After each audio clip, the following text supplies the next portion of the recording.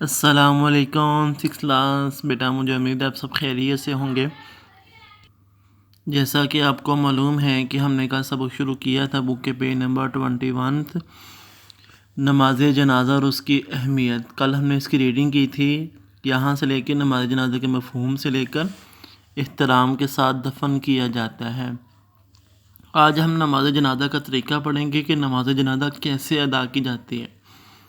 نماز جنازہ جماعت کی صورت میں ادا کی جاتی ہے، جیسے ہم جماعت نماز کے لیے پڑھتے ہیں مسجد میں جا کے، ویسے ہی جو ہے وہ با جماعت جو ہے وہ اس کی نماز ہوتی ہے۔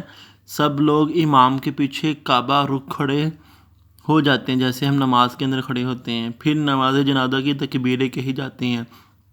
پہلی تکبیر کہی جاتی ہے، اس کے بعد ہم سبحانک اللہم و بحمدک و تبارک اسمک و تعالی جدک و لا الہ غیرک، پھر اس کے بعد اللہ اکبر کہا جاتا ہے، پھر یعنی تکبیر کہی جاتی ہے۔ پھر اس کے اندر ہم جو ہے وہ بیان کرتے ہیں سورہ فاتحہ، اس کے بعد کوئی بھی سورت، پھر اس کے بعد تیسری جو ہے وہ تکبیر کہی جاتی ہے، تو اس میں ہم جو ہے وہ درود شریف پڑھتے ہیں، اللہم صلی علی محمد وعلی آل محمد، یہ والا درود شریف پڑھتے ہیں۔ اس کے بعد پھر چوتھی تکبیر کہی جاتی ہے، جس کے اندر جو ہے وہ ہم میت کے لیے مغفرت کی دعائیں کہتے ہیں، جیسے اللہم اغفر لہ وارحمہ، اس کے بعد پھر اللہم اغفر لہ وارحمہ وعافہ واعف عنہ، پھر اللہم اغفر لحینا ومیتنا، جتنی بھی دعائیں ہیں میت کے لیے کہی جاتی ہیں۔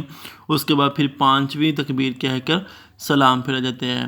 تو یہ دیکھیں انہوں نے یہ بھی بیان کیا، جن میں ثنا درود پاک میت کی مغفرت کے لیے دعا کر کے سلام پھیرا جاتا ہے۔ ایسے نماز جنازہ پھر ادا کیا جاتا ہے۔ نماز جنازہ کی دینی و معاشرتی اہمیت، یعنی دین کے اندر اس کی کیا اہمیت ہے اور معاشرے کے اندر کیا اس کی اہمیت ہے۔ نماز جنازہ ایک اہم عبادت ہے، اس کا اجر و ثواب بہت زیادہ ہے۔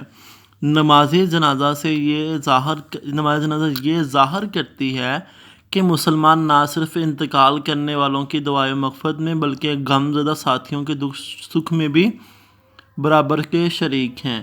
یعنی ہم جب کسی کا انتقال ہو جاتا ہے تو ہم کسی گھر جو ہے وہ جاتے ہیں، ہمارا کوئی عزیز ہے یا محلے دار ہے، تو جب ہم جو ہے اس کے گھر میں جاتے ہیں تو اس کی نماز جنازہ پڑھتے ہیں، تو ہم اس بات کا اظہار کرتے ہیں کہ ہم جو ہے وہ صرف دعائے مغفرت کے نہیں بلکہ آپ کے جو ہے دکھ سکھ میں بھی شریک ہیں۔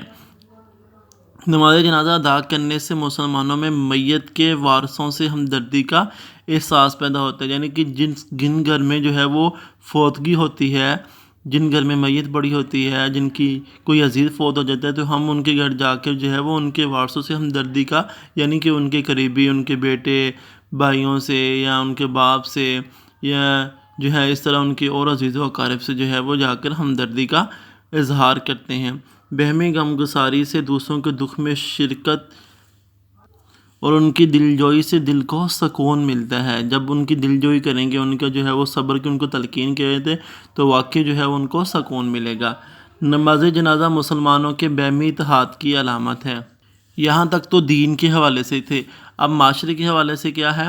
نماز جنازہ مسلمانوں کے باہمی اتحاد کی علامت ہے، یعنی کہ جب آپ نماز جنازہ ادا کرتے ہیں تو کتنے لوگ وہاں پر اکٹھے ہو کر نماز جنازہ ادا کرتے ہیں، تو اس سے یہ باہمی اتحاد جو ہے وہ واضح ہوتا ہے۔ اس سے آخرت پر ایمان پختہ ہوتا ہے اور اعمال کی جوابدہی کا احساس زندہ ہوتا ہے۔ تو یہ جو ہے وہ نماز جنازہ کی دینی اور معاشرتی اہمیت ہے۔ تو آپ نے بیٹا کیا کرنا ہے کہ آج جو ہے وہ